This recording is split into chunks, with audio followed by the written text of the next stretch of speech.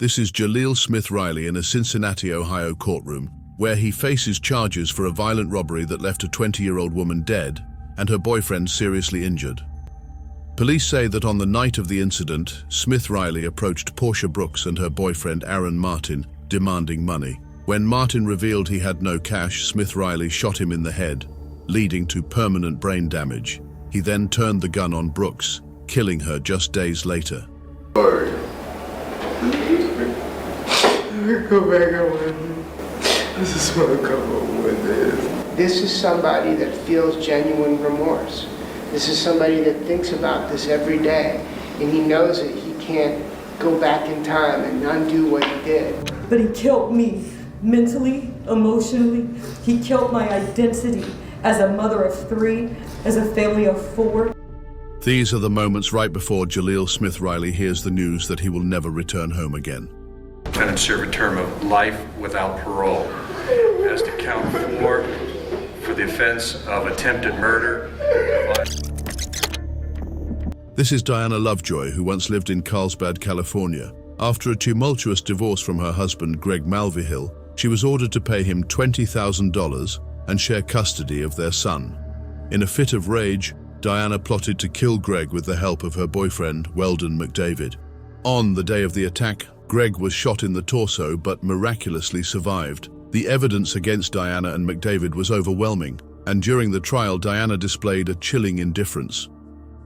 It's so painful that some people in this world seem to think that I would have it in me to do this. As the jury delivers the verdict, the tension in the courtroom is palpable. Verdict. We, the jury, find the defendant, Diana Jean Lovejoy, guilty of the crime of attempted murder of Greg Mulvihill. The courtroom falls silent, broken only by the sound of her family weeping in disbelief. Guilty of the crime of conspiracy to commit murder. As she is led away, the reality of her actions sinks in. Weldon McDavid receives a lengthy sentence, but Diana's fate is now sealed. This is Seth Welch and Tatiana Fusari, a couple from Cedar Springs, Michigan, charged with the murder of their 10-month-old daughter, Mary. Reports indicate they ignored their child's health issues due to their extreme beliefs against conventional medicine. In a harrowing 911 call, Seth desperately tries to explain the situation. How long ago did you find this child? It's about an hour and a half. I was waiting. I called my lawyer first thing to ask, what's the next thing I could do. So you found the child an hour and a half ago? Yeah. And called your lawyer first, correct? Yeah. Okay. When was the last time you had contact with the child? Last night, yesterday afternoon, about 3 p.m. She goes to bed. And, that was that. Okay, so you put her to bed yesterday at 3 p.m.? Yeah, and then this morning at 10. So you're saying it is normal for your children to sleep from around 3 p.m. till 10 a.m.? Usually about 9:30, yeah. And you said when you found her, she was already believed to be deceased, right? Yes. And that's when you consulted with a lawyer? Yep. Do you believe she was beyond help already? Oh, yeah, she was dead at the door now. When paramedics arrived, it was too late. The autopsy revealed that Mary died from malnutrition and neglect. Now, as they stand before the judge, the couple faces the grim reality of their choices. That you're both charged with what they call felony murder, while in the perpetration or attempted perpetration of child abuse in the first degree, they're alleging that you murdered one Mary Welch. That is a charge called homicide felony murder. It is life without parole. It requires a DNA sample to be taken upon arrest, which is often like a cotton swab or in the inside of your cheek.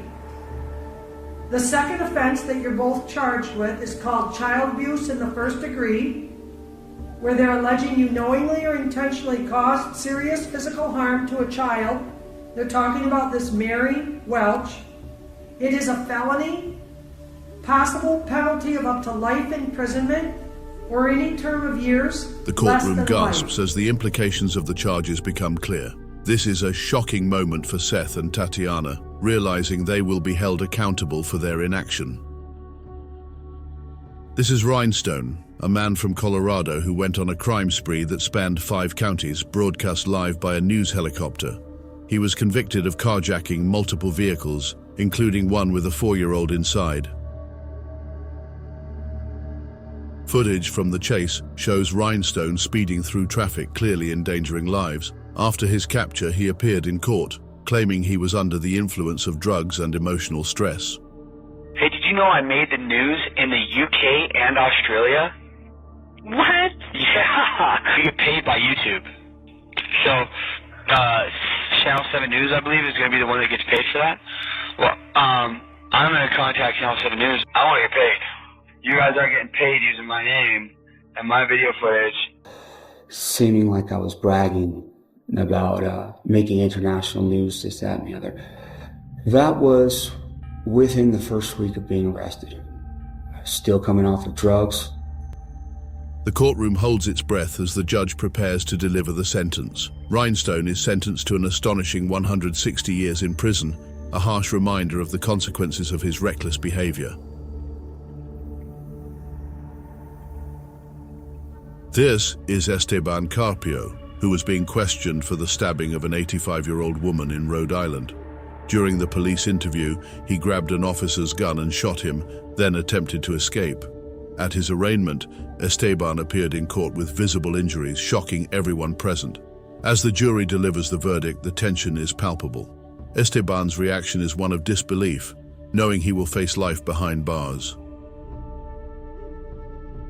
Each of these cases highlights the profound impact of choices made in moments of anger, fear, or desperation. The courtroom serves as a reminder that actions have consequences, often irreversible ones.